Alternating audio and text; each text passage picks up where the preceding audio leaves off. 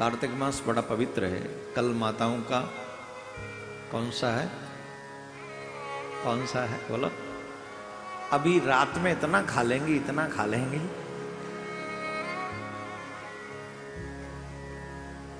अच्छा बताओ, रात में कल की व्यवस्था कौन कौन करेगा?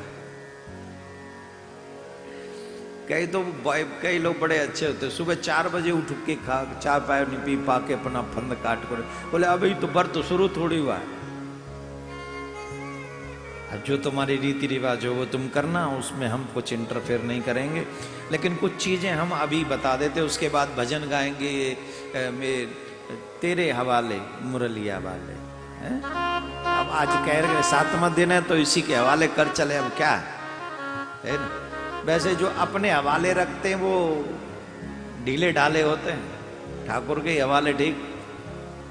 माता बहनों से निवेदन, जो करवा चौथ का व्रत रखती हैं कुछ चीजों का विशेष ध्यान रखना चाहिए। अगर आप चाहते हैं कि शंकर भगवान आपके, वैसे शंकर भगवान मां पार्वती का प्रमुखता है, ये व्रत माना जाता है भैया, माना जाता है। और उस व्रत में कुछ चीजों का ध्यान रखें। पहली बात, वाणी पर संयम रखें। ब्रह्म मुहूर्त में उठकर स्नान करें और ब्रह्म मुहूर्त में उठकर स्नान करके शंकर भगवान मां पार्वती की पूजा करें। व्रत का संकल्प ले। सबसे बड़ी बात है, संकल्प नहीं लेती है माताएं बहनें, इसलिए कहती हम तो करवा चौथ का व्रत रखते थे फिर भी हमारे पति को ऐसे प्रॉब्लम क्यों हो रही है ना। व्रत में बहुत शक्ति होती है, लेकिन हम आधा अधूरा करते हैं, इस चक्कर में फंस जाते, वो उसका फल पूरा मिलता नहीं। यहाँ मोस्टली ऐसे लोग बैठे होंगे जो संकल्प नहीं करते होंगे व्रत का, व्रत करती होंगी। तो संकल्प कैसे करें? अब पंडित जी तो हम है नहीं जो सब कुछ याद कर लें।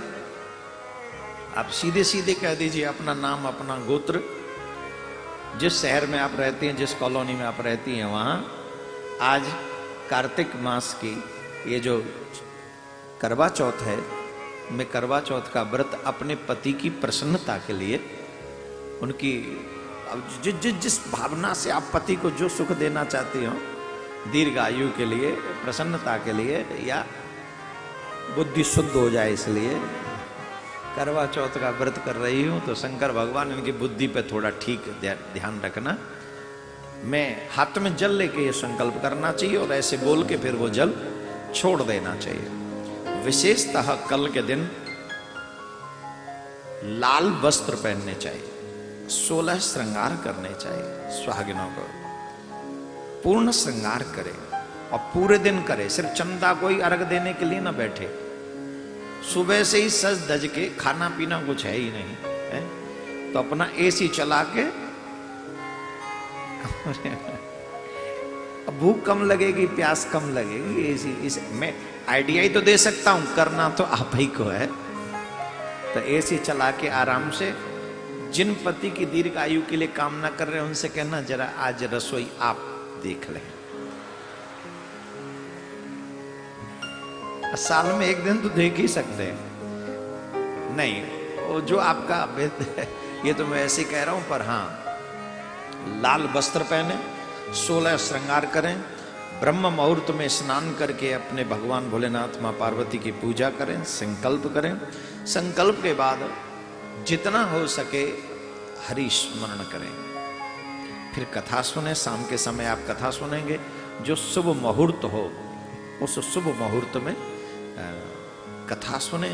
कथा सुनकर चंद्रमा को अर्घ दें और अपने चंद्रमा को देखकर फिर आप जल ग्रहण कर सकते हैं, है ना। एक और प्रश्न हमारे सामने है कि कुंवारी कन्याएं करवा चौथ का व्रत कर सकती हैं या नहीं? बोलो, कर सकती हैं कि नहीं? नहीं, नहीं कर सकते। क्यों? माताएं मुंडी हिला रही।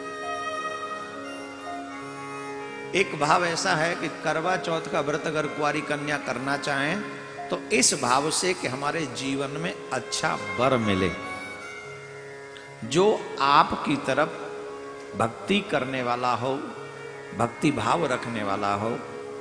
न रखें तो कोई पाप नहीं लगेगा, लेकिन जैसे शंकर भगवान की मां पार्वती की पूजा की जाती अच्छा वर प्राप्ति के लिए, तो करवा चौथ का व्रत अगर कुंवारी कन्या उसी भाव से करें कि हमें भी अच्छा वर मिले,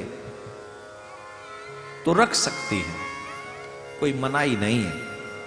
लेकिन भाव वही हो, कहीं ऐसा ना हो कि शादी से पहले ही बात चल रही हो और समझ रहे ना, आज का जो समाज है ऐसा व्रत वो उपयुक्त नहीं है, वो व्रत नहीं लगेगा। तो मर्यादा में रहकर उसका पालन आप लोग अवश्य करें। कल करवा चौथ का व्रत है, अपने अपने पतियों की थोड़ी ढंग से सेवा करें और जैसे बन पड़े उनसे मीठा मीठा बोलें और खूब चकाचक मीठा मीठा खिलाएं उन्हें। तो पति हंस रहे हैं साहब, बोले महाराज पतियों को बड़ी हंसी आ रही है, बोले पता नहीं कल क्या होगा। और हाँ, करवा चौथ पे गिफ्ट भी देने का विधान है, पति गिफ्ट देते हैं देवियों को।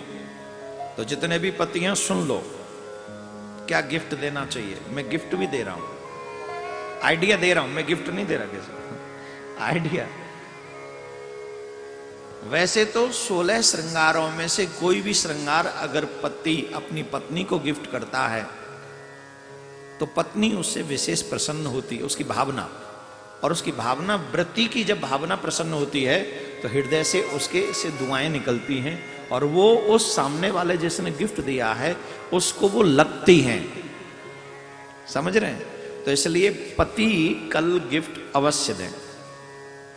अब महाराज क्या गिफ्ट दें? बोले सबसे बड़ा प्यारा प्यारा गिफ्ट है गुलाब का फूल। मजाक नहीं कर, कम खर्चा मोहब्बत ज्यादा। अरे गौ सेवा करने के लिए तुम 2100 रुपये नहीं निकाल पा रहे हो, 11,000 नहीं निकाल पा रहे हो, और पत्नी को गिफ्ट करने के लिए फिर 50,000 रुपये तोले का कियाना कहां से बनाओगे बताओ? हम तो आपकी मजबूरी देख रहे हैं, तो फ्लावर आ जाएगा 10-15 रुपए का। तो बढ़िया अपना सुंदर सा फ्लावर अपनी देवी जी को, I can't live without you, you are my life my dear, you are my life. ये सेंटेंस अवश्य बोलना। इस सेंटेंस को सुन के व्रती पत्नी जो है आहा क्या प्रसन्न होगी। कौन सा sentence? I can't live without you, you are my life, my sweet wife, you are my life. कसम से आनंद आ जाएगा तुम्हारी पत्नी को फ्लावर जब दोगे। शादी से पहले वाले दिन याद आ जाएंगे उनको, कैसे आप देते थे, अब कितने बदल गए हो, एकदम बदल गए। तो ये तो हो गया आपके घर को चलाने वाला उपाय, ऐसे अपन करना। और जो थोड़े धनवान हो, अच्छे खासे पैसे वाले हो, आईफोन, नेकलेस और ये यहाँ का जो मन करे सो दीजिए। आखिर उन देवी जी ने पूरा जीवन आपको दिया है अपना, उन देवी जी को प्रसन्न रखने का दायित्व तो धर्मपति का ही है भाई।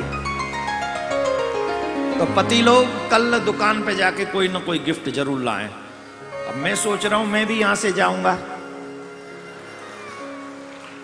अब मेरे पास टाइम नहीं होगा बाजार जाने का, और वैसे भी मेरी आदत हुई नहीं है बाजार जाने की। तो लेट्स सी क्या होता है। बेचारे पति, शुभकामनाएं आप सभी को कल के लिए। राधे राधे।